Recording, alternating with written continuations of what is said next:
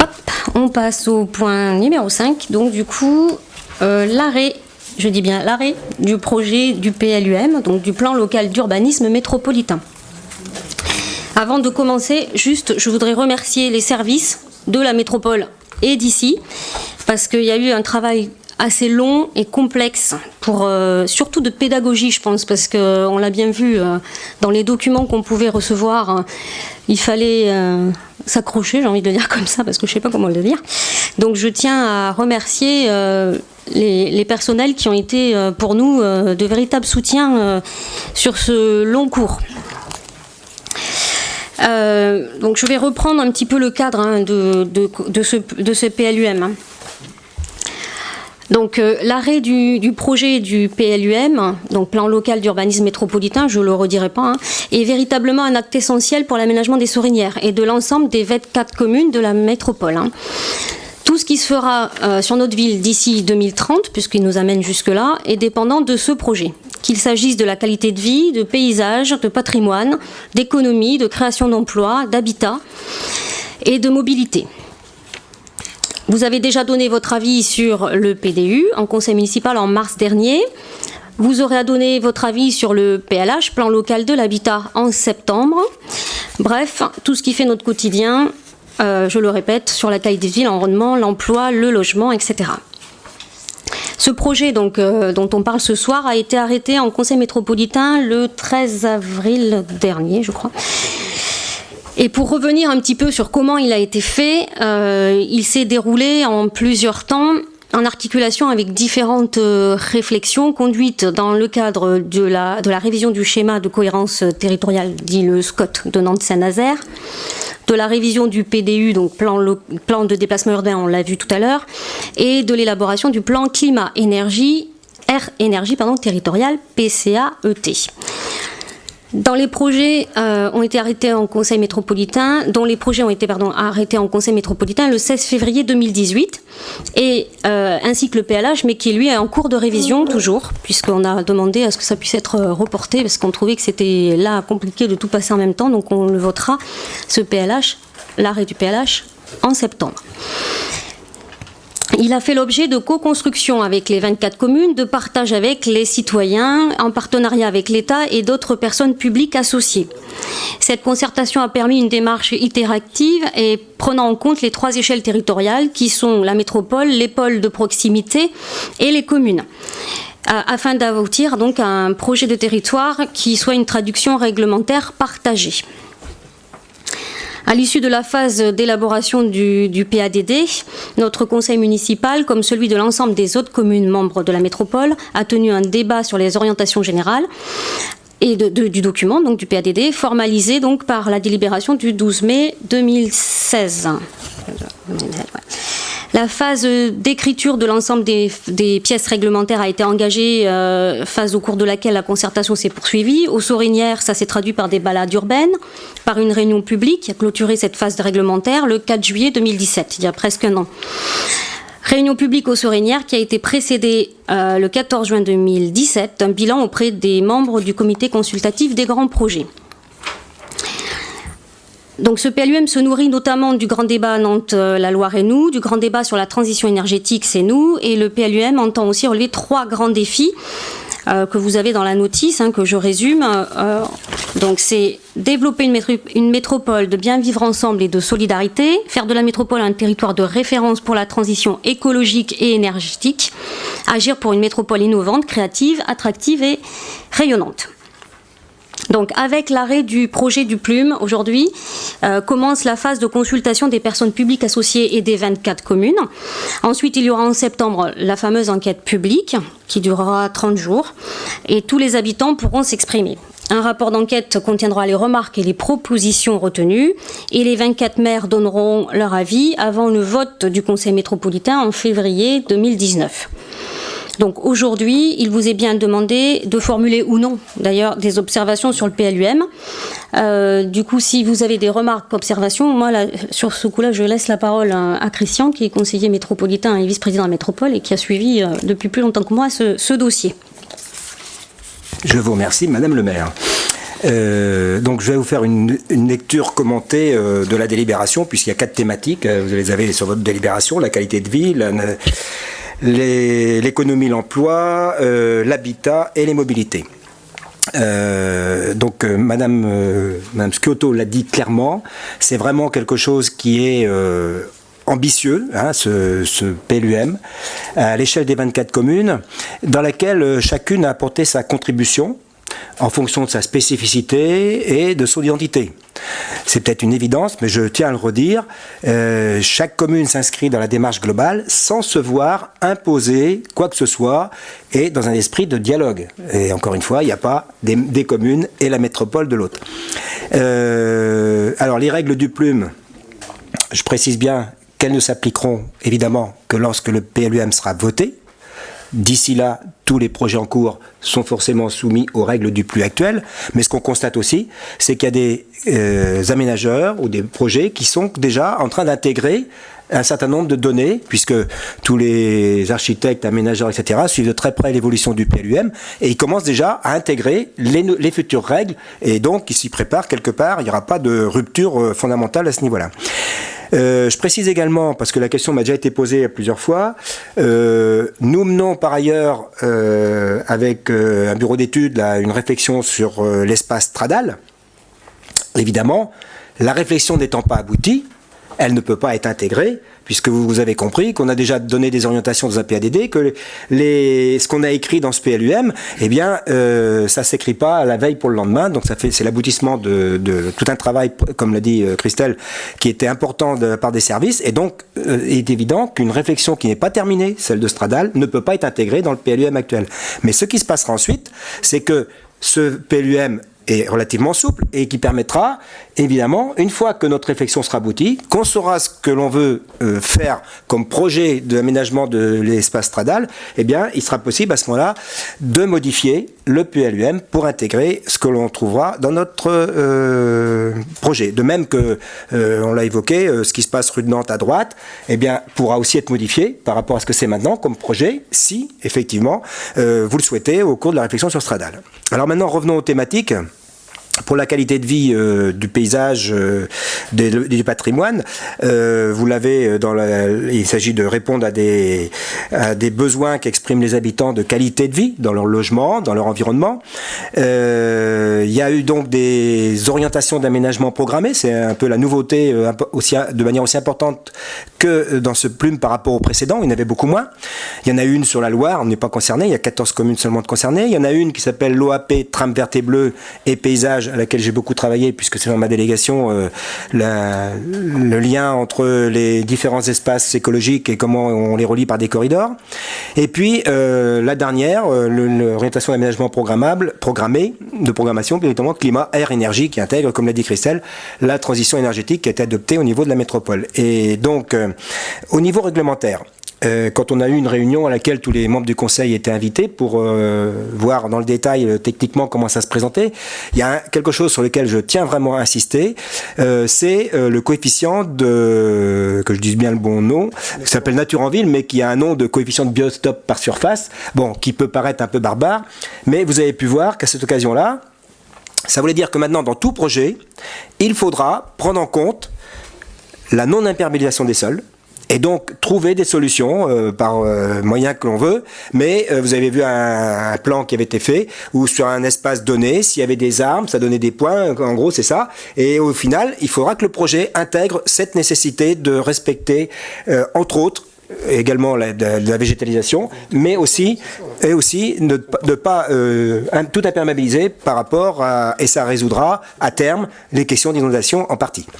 Donc ça c'est important, cette nouveauté du PLUM, parce que là c'est vraiment un pas en avant à mon avis pour faire un PLUM plus nature que précédemment.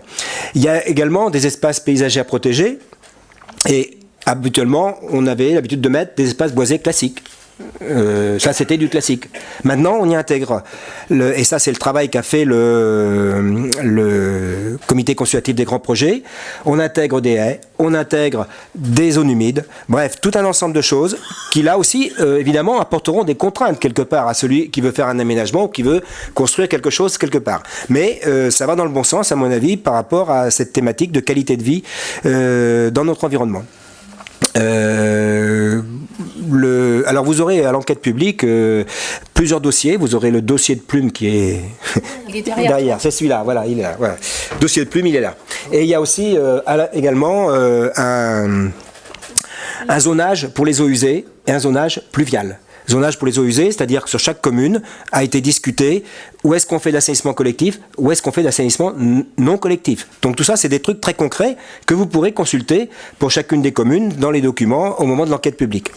Vous aurez également un schéma directeur, un zonage pour les zones inondables. Alors il y a les zones inondables par débordement de cours d'eau comme la Loire, la Sèvre ou l'Erdre, et puis il y a des inondations aussi qui sont liées au ruissellement.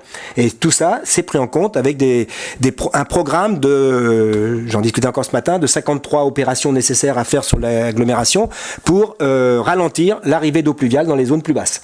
Donc tout ça, c'est des choses qui sont dans les dossiers. Alors ça, c'était pour la première thématique. La deuxième, l'économie et création d'emplois. Il est évoqué dans la délibération un exemple de renouvellement de zones d'activité. Vous avez l'exemple juste à côté de chez nous avec la Vertonne qui va être requalifiée pour mettre au goût du jour, développer des entreprises innovantes, etc. Et au niveau du bâti aussi. Vous avez aux Sorinières pas d'évolution globale des parcs d'activités existants. C'est-à-dire où c'est zoné, le zonage qui était en activité économique reste en activité économique. Il ne s'étendra que lorsque la désirée, le secteur de la désirée, sera pris en compte, et c'est l'objet d'une orientation d'aménagement en programmation qui intègre, et ça vous l'avez vu le jour où M. Battier vous l'a présenté, et ça c'est extrêmement intéressant, qui intègre ce qui se passe de l'autre côté de la rue de La Rochelle, sur la droite en partant, pour essayer justement de faire une végétalisation de chaque côté comme on le fera sur la désirée, et puis qui intègre également le terrain où il y a des forains. Et donc pour qu'on ait une vue globale, cohérente sur l'ensemble du secteur. Ça c'est un exemple pour montrer ce qui va bouger au niveau économique sur notre commune. Il y a également... il a oublié de vous le présenter l'autre jour, Aurélien, mais vous le retrouvez dans les documents, un zonage commercial aux Sorinières, c'est-à-dire qui va du quai d'Yves à la Parenthèse, qui est le long de la rue principale, et qui limite les endroits où peuvent se développer des commerces. Et la différence par rapport à cette zone-là et l'extérieur, à l'intérieur de la zone, vous pouvez faire quelque chose de plus de 100 mètres carrés de commerce, donc ce sera le cas en cœur de ville. À l'extérieur, vous ne pouvez pas faire plus de 100 mètres carrés. Donc ce qui veut dire que toute implantation de commerce hors de cette zone commerciale, plus de 100 mètres carrés, ne pourra pas être à l'extérieur. C'est ça la différence essentielle. Ce qui ne veut pas dire qu'il n'y aura pas d'autres commerces, parce que comme vous avez maintenant des zones qui sont dites des zones mixtes, UMA, UMB, etc. Une zone mixte veut dire qu'à l'intérieur, parmi des logements ou au pied d'un collectif, il peut toujours y avoir des commerces, et des restaurants, des hôtels, tout est combinable dans les zones mixtes. Il n'y a pas besoin d'espace réservé particulièrement pour les hôtels ou pour les restaurants. Et donc ça, c'est un élément nouveau et qui est important, qui se traduit concrètement par un zonage sur les Sorinières. Alors, la démarche aussi que je voulais souligner par rapport à ces questions d'économie, c'est la démarche volontariste pour une agriculture pérenne, c'est-à-dire que jusqu'à présent, les villes s'étendaient globalement, où on étendait les villages, au détriment des activités agricoles qui étaient autour, et là maintenant les villages sont bloqués partout. Alors ça, tout à l'heure, Christelle a parlé du schéma de cohérence territoriale Nantes-Saint-Nazaire, dans le cadre du pôle métropolitain. C'est là que nous avons décidé ensemble, communément, avec l'ensemble des autres intercommunalités, et c'était pas évident pour des intercommunalités beaucoup plus rurales que la nôtre, de limiter à 50% de ce qu'on a consommé par an dans le dernier PLU, de limiter à 50% la consommation par année dans le plume actuel, c'est-à-dire jusqu'en 2030. Ce qui veut dire que dans le zonage de la commune des Sorinières, il y a des secteurs qui étaient prévus éventuellement pour une urbanisation future, ça s'appelait 2AU, mais peu importe, mais en réserve d'urbanisation, qu'on a remis en agricole. Ça représente une vingtaine d'hectares à peu près, 15 à 20 hectares. Donc ça, c'est un signe fort déjà pour la commune. Ça veut bien dire qu'il y a des endroits où l'agriculture pourra continuer à se développer, et des endroits où ce sera fini, mais quantité de consommation, ce nombre d'hectares consommés par an va diminuer de moitié. Et ça, c'est un signe fort par rapport à l'activité agricole, en lien avec ce qui est d'actualité, le plan alimentaire territorial, voilà, dans lesquels on cherche justement à avoir des liens entre l'agriculture la plus proche et la zone urbaine. Et si on veut que si les zones urbaines se développent à l'infini en mangeant toutes les terres, eh bien on ira en chercher encore beaucoup plus loin les produits alimentaires dont on a besoin. Donc ça va bien dans le bon sens également, je tiens à le souligner, et ça se traduit concrètement aux Sorinières. Alors le calcul de ces hectares, ça vous intéresse, mais ça a été en gros vu par pôle. Et puis après, chaque commune a fait ses propositions pour que ça rentre dans les clous, pour qu'on divise par deux les terres. Voilà. En habitat, qui est la troisième thématique, il y aura des choses que vous retrouverez au mois de septembre, Christelle l'a dit tout à l'heure, sur le programme local de l'habitat, donc je ne vais pas m'étendre sur ce dossier-là. Simplement pour vous dire qu'au-delà des changements de nom, vous aviez des zones UA, UB, UC, etc. Maintenant, c'est UMA, UMB, UMC, UMD et UME et UE. Et donc, en dehors de ces changements de nom, la nouveauté, c'est quand même le lettre M, c'est des zones mixtes, dans lesquelles, comme j'ai dit tout à l'heure, on peut faire, et c'est pas réservé à l'habitat, c'est pas réservé au commerce. Et il y a donc des petites évolutions. Il y a aussi les orientations d'aménagement avec leurs règles spécifiques, comme pour la ZAC des vignes. Par rapport à une question qui a été posée, il y a un secteur qui est mis en réserve, mais il est intégré avec le même zonage que le reste, parce que comme c'est une zone d'activité, une orientation d'aménagement, c'est le projet qui définit l'utilisation ultérieure. Pour l'instant, le projet indique réserve foncière, donc ça n'a pas besoin d'être noté US, qui était une zone réservée aux équipements, comme on l'a fait ailleurs.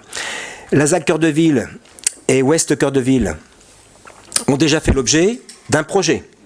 Donc ils sont intégrés tels quels. J'insiste bien là-dessus.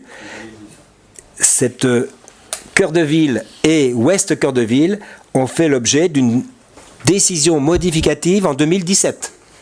Donc, ce qui a été prévu en 2017, avec des hauteurs R+3 plus couronnement en cœur de ville, de l'autre côté également de la rue Générale de Gaulle, avec également de l'autre côté de la rue Générale de Gaulle des zones différenciées à proximité des maisons, on fait une zone moins haute qu'au milieu de la zone Ouest Cœur de Ville. Il y a également dans la zone Ouest Cœur de Ville toute une zone en zone humide.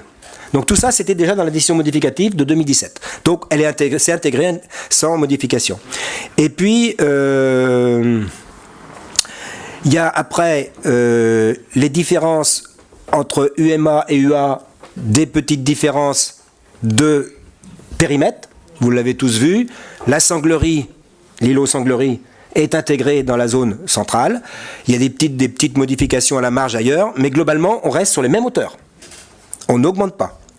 Les zonages UMC, ça correspond à l'ancienne UMB, R+1 plus couronnement, comme avant il y avait R+1 plus attique. Les zonages UMD sont les zones plus pavillonnaires, avec des sous-secteurs, dont l'un UM2, dans lequel les divisions sont très difficiles. Donc on va stopper dans tous les secteurs UMD2 les divisions, et en bande secondaire, on ne pourra faire qu'un étage, évidemment, c'est interdit autrement d'aller plus haut. Donc tout ça, c'est des modifications qui vont dans le sens de... Il y a des endroits où on construit, il y a des endroits où on construit moins, et donc là, il faut des règles qui permettent de limiter des modifications qui ont eu lieu jusqu'à présent, qui étaient un peu curieuses. Sur les mobilités, c'est un sujet qui a déjà été débattu dans le plan de déplacement urbain, donc ce sera intégré dans le PLUM. Nos remarques sont étudiées, évidemment. Il y a en particulier, pour le PLUM, ce qui a fait l'objet de beaucoup de débats entre les 24 maires, c'est les règles de stationnement. Pour un collectif, les règles n'étaient pas très précises. Là, elles sont beaucoup plus précises. Il faut au moins 1,5 places par logement. En collectif. Je parle que du collectif, bien sûr. Les règles sont plus spécifiques pour l'individuel. Mais en logement collectif, il faut 1,5 places par logement. Et ça réglera dans certaines communes, un peu moins chez nous, puisque jusqu'à présent, on arrivait à 1,3 places par logement en moyenne, et ça passait plus ou moins bien, mais avec 1,5, ça passera sans problème. On aura beaucoup plus de places de stationnement. Donc c'est une avancée, quelque part, qui a été prise par les 24 maires pour dire il y a des endroits où il y a encore besoin de stationnement, même s'il y a un C4, mais avec les performances que l'on connaît. Donc voilà ce que je voulais dire sur les mobilités. Et puis, pour conclure, donc vous l'avez perçu au travers de mon propos, la nature rentre en force dans ce PLUM par rapport au PLU précédent. Il y a une réduction importante des espaces consommés, naturels et agricoles, moins de rigidité réglementaire, ça je tiens à le souligner, parce qu'on travaille beaucoup plus par mode de projet que par règles strictes inamovibles. Et on essaie de tenir compte du voisinage, c'est inscrit dans le règlement, je ne vais pas vous citer la référence, et il n'y a pas de changement de hauteur sur les différents espaces de la commune par rapport au PLU précédent. Voilà ce que je pouvais vous dire, et pour confirmer ce qu'a dit Christelle, l'enquête publique aura lieu du 6 septembre au 12 octobre, puisque j'ai eu les dates ce matin, dans différents lieux, dans les mairies, à la métropole, dans les pôles, etc. Voilà ce que je pouvais vous dire, Madame le maire. Merci. Donc si on résume, on ne change pas de physionomie de la commune. Il y a peu de changements. Un gros quand même, c'est qu'on est plus qualitatif, on va dire, sur tout ce qui est architecture et environnement. Donc on peut passer au... Alors, est-ce que vous avez des questions, sachant qu'on a bien travaillé nous aussi, il n'y a pas que les services qui ont bien travaillé, puisqu'on a fait une réunion de travail il y a 15 jours, je crois, tous ensemble pour pouvoir déjà comprendre un petit peu et puis déjà commencer à réfléchir si on allait mettre ou pas des observations. Il y aura l'enquête publique aussi qui va suivre après. Donc est-ce qu'il y a des questions ou des choses que vous souhaitez aujourd'hui dire? Vincent.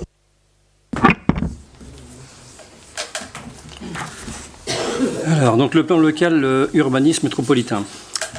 Depuis le début, que cela soit en comité consultatif ou en commission urbanisme, il a toujours été dit et répété que l'on ne construisait pas aux Sorinières comme à Nantes et que l'on souhaitait conserver une identité rurale avec des hauteurs de construction raisonnables. Force est de constater, en faisant l'analyse de ce plume, qu'il n'en est rien et que notre métropole poursuit les idées qui sont les siennes, à savoir une urbanisation intensive avec l'accord de la majorité d'entre vous. Pour preuve, des extensions de la zone UMA un peu partout, donc c'est R+2 plus couronnement d'une hauteur de 15 mètres.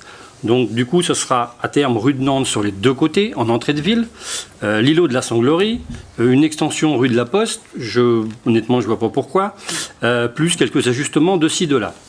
Sans oublier le cœur de ville en R+3 plus couronnement d'une hauteur de 18 mètres, que nous aurions sûrement voté, mais uniquement à cet endroit, et le secteur ouest centre-ville au cœur de milieu pavillonnaire, pouvant également aller jusqu'à R+3 plus couronnement, toujours d'une hauteur de 18 mètres, sur lequel nous aurions été contre. Encore aurait-il fallu que cela passe au Conseil et que ne soit pas voté directement au Conseil métropolitain par M. Couturier. Par contre, à l'inverse, nous sommes surpris concernant les zones UMD2 et UME, correspondant aux lotissements les plus reculés et aux villages, de voir la volonté d'empêcher les habitants de construire, alors même qu'ils posséderaient une parcelle suffisamment grande dans une zone déjà urbanisée et bénéficiant de tous les raccordements. Il aurait suffi, à notre avis, de réglementer le coefficient d'occupation des sols et les hauteurs maximum en deuxième rideau. À l'heure où il faut se serrer, cela est surprenant. Quoi qu'il en soit, nous sommes loin de tous vouloir nous retrouver à habiter dans des immeubles ou à partager notre jardin. Et quand l'on voit ce que le PLU de 2008 permet de faire aujourd'hui, on ose à peine imaginer ce que le plume va faire de notre commune dans les 10 prochaines années. C'est donc pour toutes ces raisons, parce que ce plan local d'urbanisme métropolitain ne respecte pas assez l'habitat existant, que nous voterons contre.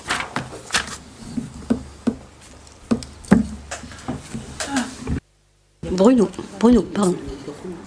A priori, pour l'instant, personne, donc vas-y. Merci.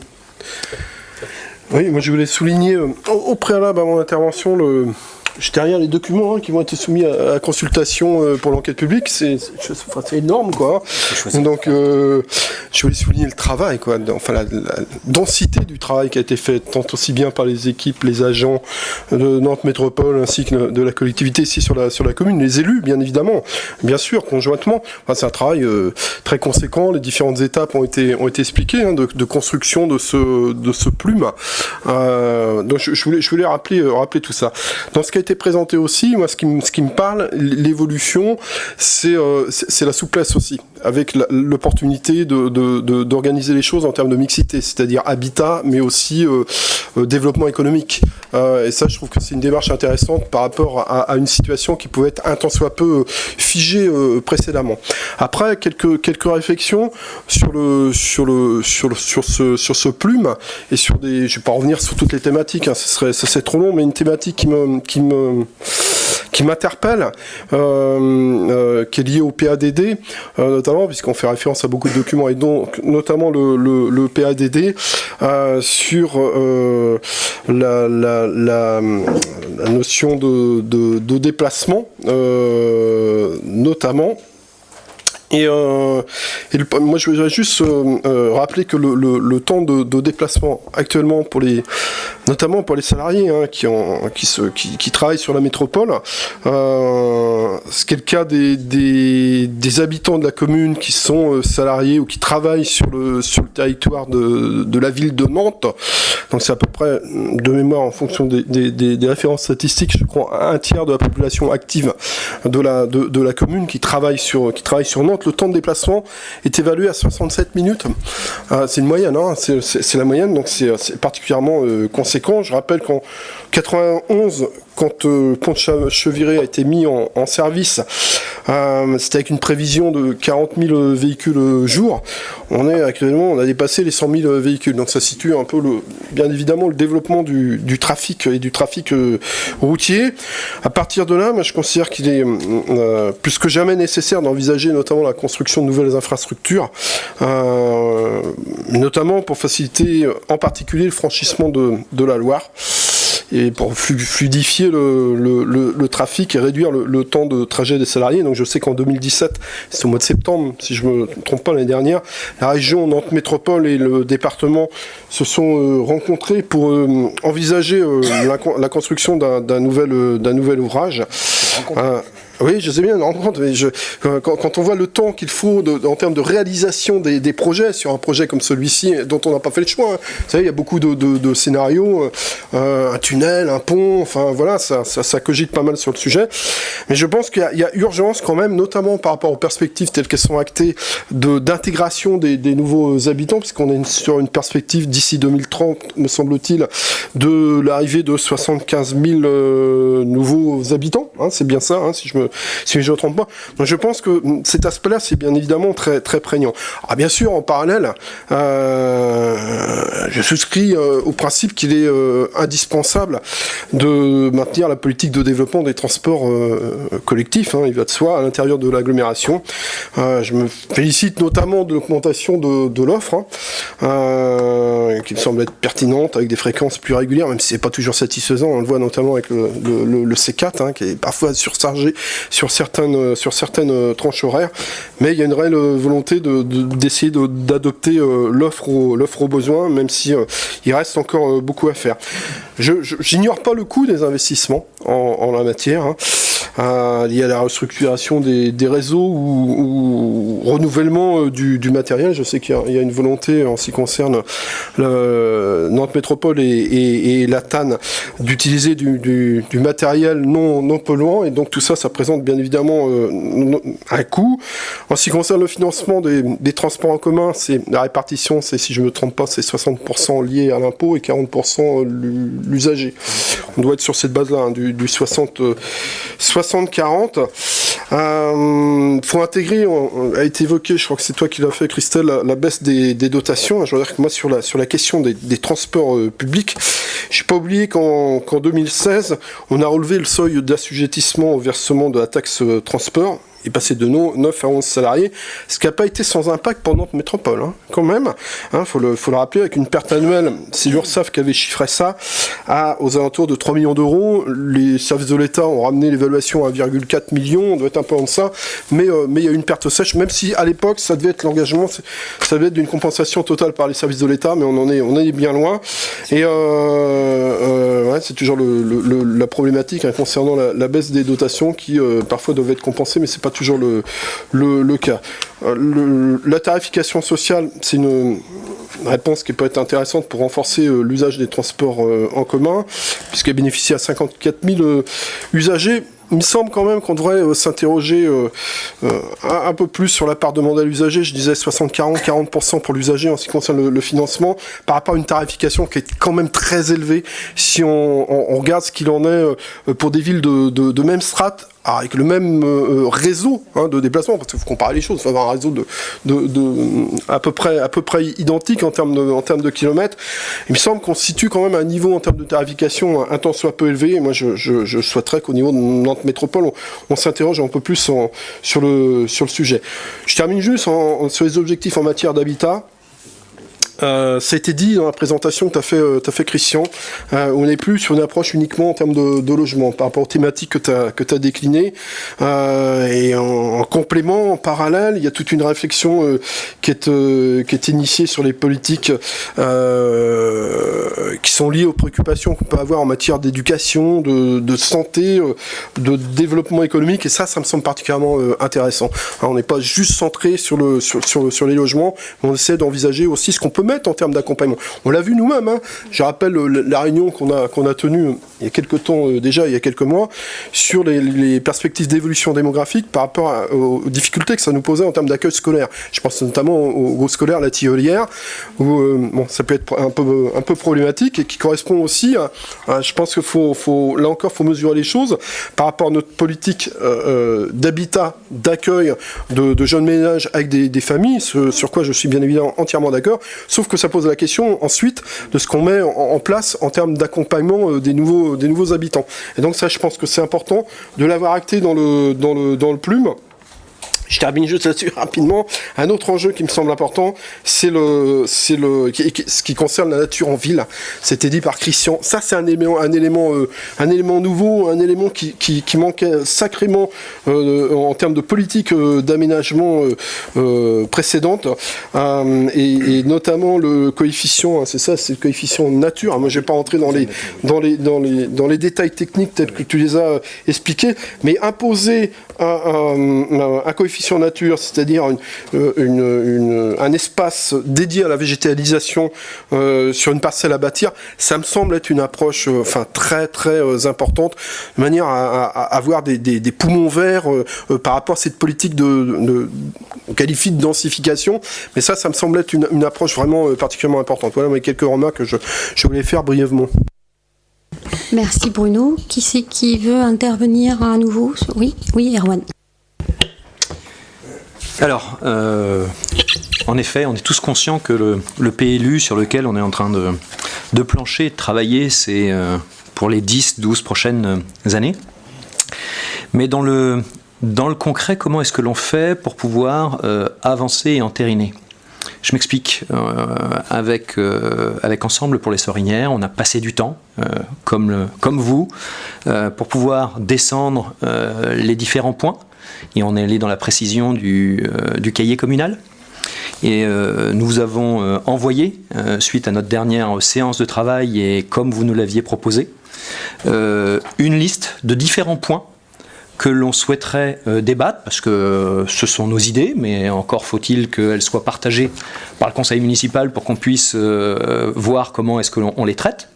Voilà, mais de notre côté, on pense que tous ces points ont nécessité à être débattus pour la commune des Sorinières.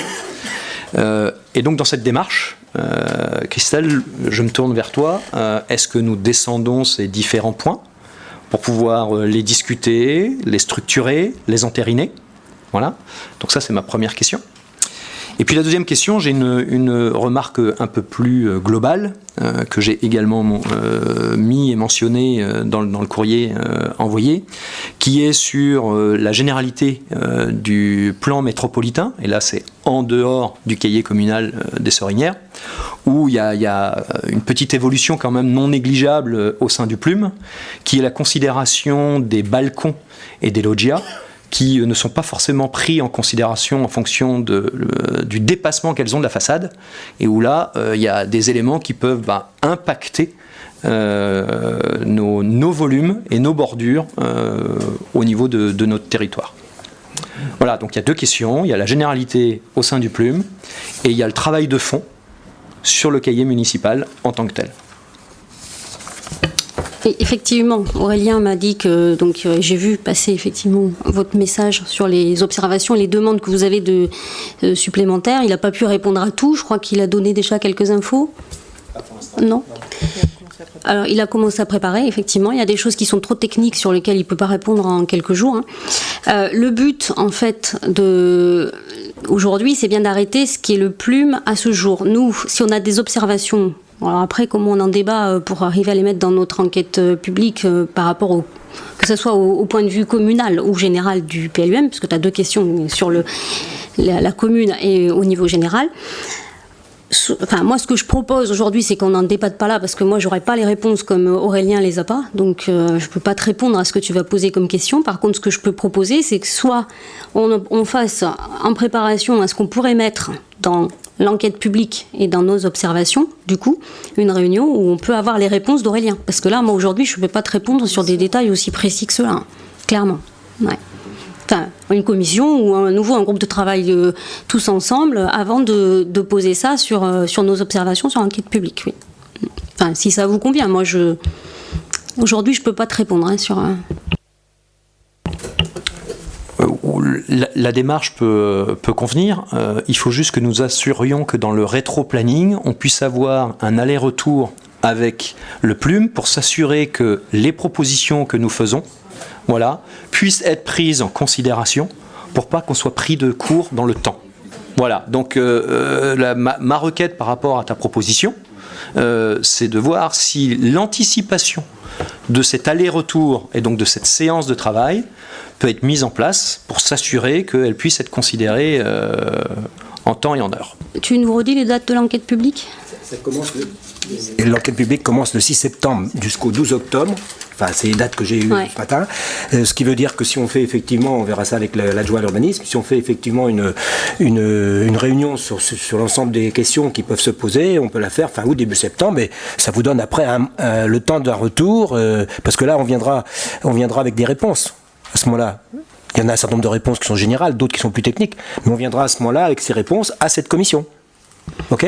Aurélien aura le temps justement d'aller chercher à la métropole ou en tout cas sur les services concernés le détail des questions que vous avez pu poser ou des observations formulées en tout cas. Avant qu'on... Oui, c'est ça. Hein. On l'a vu déjà quand on a fait le groupe de travail tous ensemble qu'il y avait des choses qui avaient été omises sur le projet et qu'on a déjà relevé tous ensemble. Ouais. Donc aujourd'hui, dans la délibération telle que j'allie, nous est proposé deux options. C'est soit prendre acte du PLU tel quel, ou soit prendre acte avec des observations.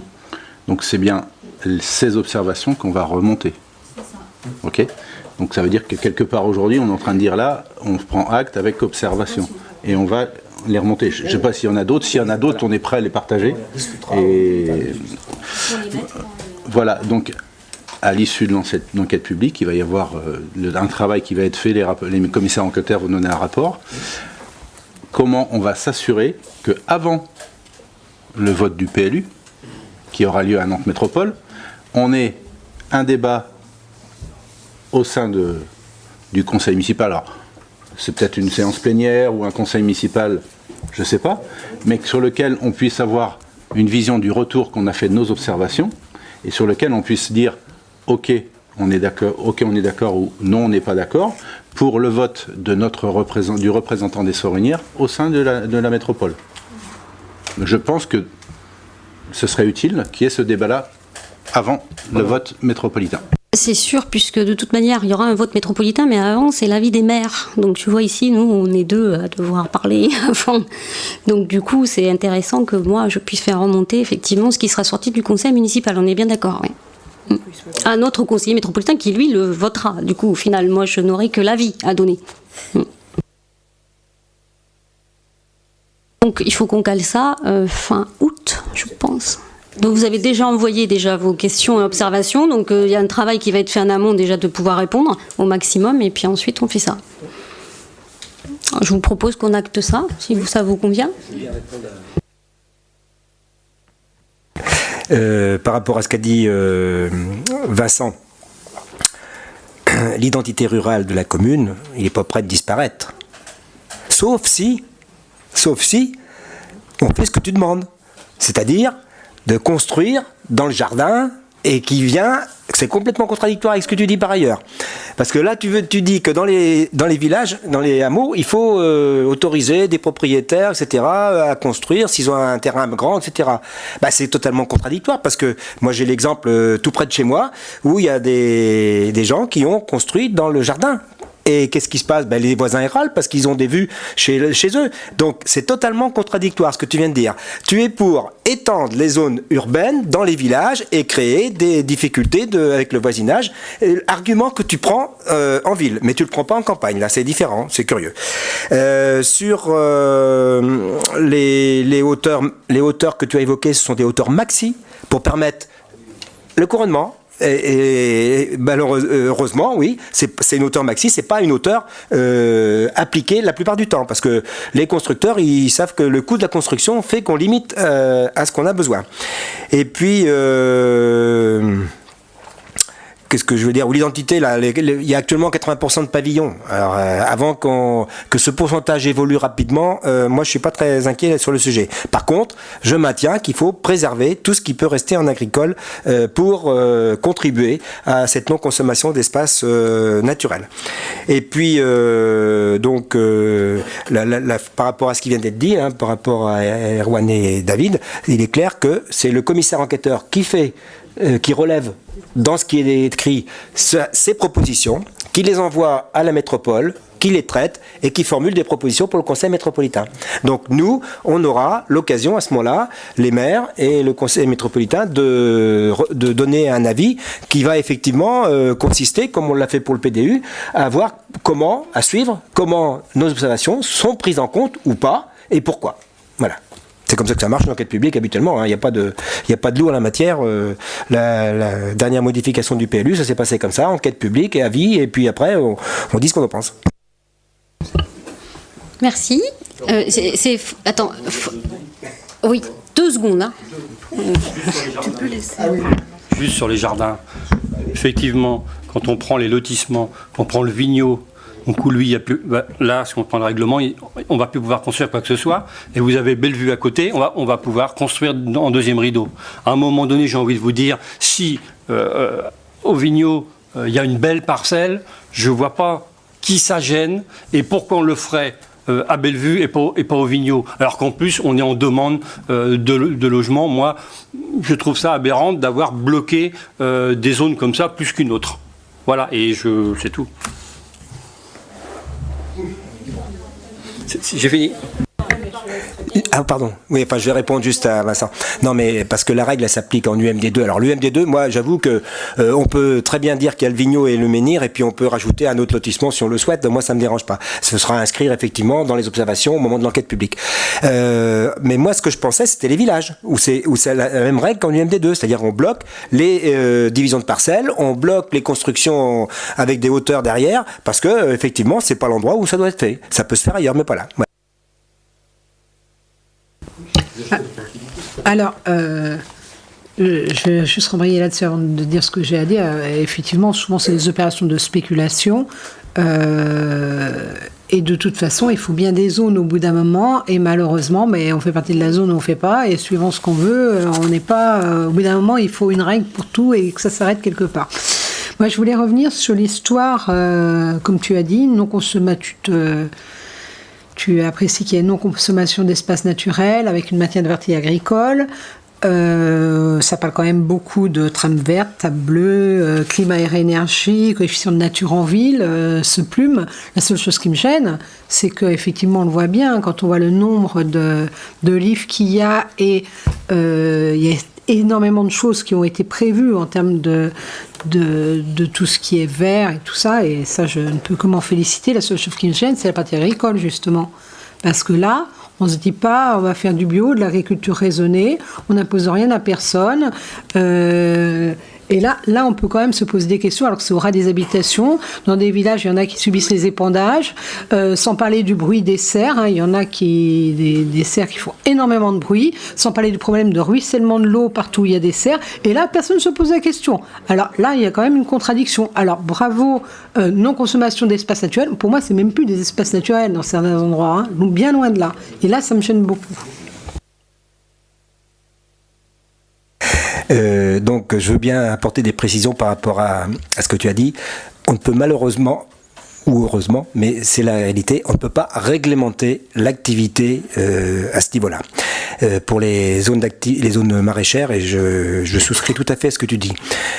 Par contre, dans le cadre des SAGE, on donne des orientations, et avec le syndicat de bassin de versant de Grandlieu, où siège Guillaume et puis Sylvie, il y a un travail qui a été fait sur le secteur de la planche que tu connais bien, avec les maraîchers, pour justement, dans le cadre de contrats de filière entre la Fédération des maraîchers et l'Agence de l'eau Loire-Bretagne, de remodeler le paysage.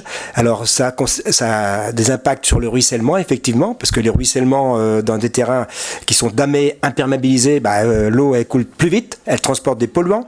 Donc toutes les opérations qui sont mises en œuvre sur la planche et que je demande qu'ils soient mises en œuvre aussi aux Sorinières visent à faire des bandes enherbées suffisantes, à modifier les tracés de certains cours d'eau qui sont rectilignes, etc. Tout ça, c'est les syndicats de bassin qui peuvent le faire. Mais par contre, on ne peut pas réglementer au niveau d'un PLU. Ben oui, mais c'est pour ça que je te dis, mais il y a d'autres moyens d'y arriver. Mais il faut du temps. On y travaille actuellement sur tous les secteurs de Loire-Atlantique. Bon, je pense qu'on peut passer à l'arrêt du PLUM. On est bien sur l'arrêt, on n'est pas sur le vote. Hein. On est bien d'accord, il nous reste encore du temps pour travailler. Donc, sur cet arrêt, la délibération aujourd'hui, c'est bien sur l'arrêt. Donc, acte, voilà, c'est ça. Donc, du coup, on émettra. Il n'y a pas de vote ? Ah, ben si. Ah, ben si. Ben, bien sûr. Sur le fait, on délibère sur le fait qu'on met des observations. C'est ça. Ouais. Non, mais, monsieur le vice-président, hein, c'est bon. Acte et émettront des observations. Donc, voilà. Donc, l'idée, c'est de mettre que dans notre délib, on prend acte de l'arrêt du PLUM et qu'on émettra des observations. Vous êtes d'accord avec ça, sur la délib ? Donc, qui est pour cette formulation ? Voilà. Qui est contre ? Et qui s'abstient ? Merci.